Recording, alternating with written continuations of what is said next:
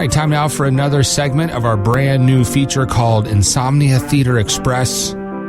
It's kind of like the radio version of Mystery Science Theater 3000. Today we're watching a 1961 social guidance film called Girls Beware. Girls beware of hot jazz music. I'm Norma Neufner, policewoman, attached to the Juvenile Division. I'm on a call from a very worried mother whose daughter is missing. Her daughter's name is Judy Miller. Judy is presumed dead. Judy enjoyed babysitting, but there weren't enough jobs among the people she knew, so she decided to advertise at the supermarket for extra work. Using tiny little classified ads.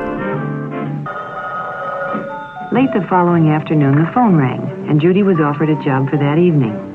The man told her he and his wife were going out to dinner and that their regulars could he pick her up in 15 minutes. It's $5 a blow, $10 a lay. How much for a Cleveland steamer? Judy's mother hadn't returned when it was time to go, so she left a message by the telephone. Out plowing the neighbor, be home late, kiss, kiss, bunny. When her mother came home, she found Judy's note and called the number to let Judy know she was home in case she wanted anything. A woman answered, but she didn't know anything about Judy and told Mrs. Miller she must have the wrong number. Is this Midge about the potato salad? By midnight, Mrs. Miller was really worried. She phoned the police and was transferred to juvenile. I took the necessary information and assured her we'd do everything we could. She'd have to try to be patient and wait. The waiting lasted almost a week. Then the report came in.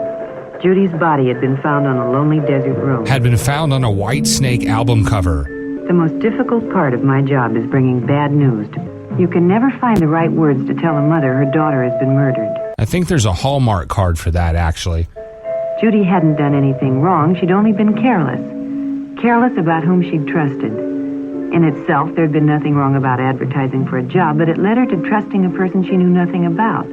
A mentally sick person who used her innocent ad as an introduction to his act of violence. Being safe is often no more than applying good judgment in everyday life. One night while Barbara was babysitting, the doorbell rang. She didn't open the door, but called and asked who it was. A stranger said his car had broken down and could he use the phone. Barbara was very polite, but she told him she was babysitting and expecting a call from her parents. However, she was sure the next-door neighbors were home and perhaps he could use their phone. Why don't you murder them? The stranger thanked her and left. Now, Barbara had been polite and helpful, but she hadn't taken any chances. And when her father called, she was safe. The next-door neighbors were brutally murdered later that evening. Friday night was movie time for Sally and Elizabeth. Their parents alternated weeks taking them and picking them up. Friendships are easily made in a crowded theater, and when two older boys struck up a conversation and moved next to them, they were secretly pleased. Do you find me pleasing? Do I please you? At intermission, Sally found it flattering to have her friends see her in the company of older boys, and when they asked if they could take the girls home, she was all for it. She asked Elizabeth to call her folks and tell them that they could ride with a friend's parents. Elizabeth was tempted, but decided it wouldn't be right. And Sally was disappointed. I guess I'll have to lose my virginity a different evening. When the show was over and they were leaving, the boys suggested that if Elizabeth couldn't go with them, why didn't Sally come? Sally thought it was a great idea and asked Elizabeth to tell her folks that her parents had picked her up. Elizabeth didn't like the idea, but Sally insisted. Oh well, more penis for me. So, Elizabeth left alone. Not any of the boys she went with had a car, so it was fun riding with the older fellows. Uh-oh, the music's getting ominous. But when they drove right past her house, she became concerned. Ruh-roh.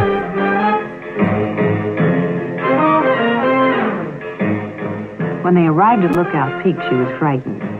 She tried to convince herself there was nothing to worry about, but when they parked off the road, she knew she had gotten herself into something she couldn't handle. A three-way.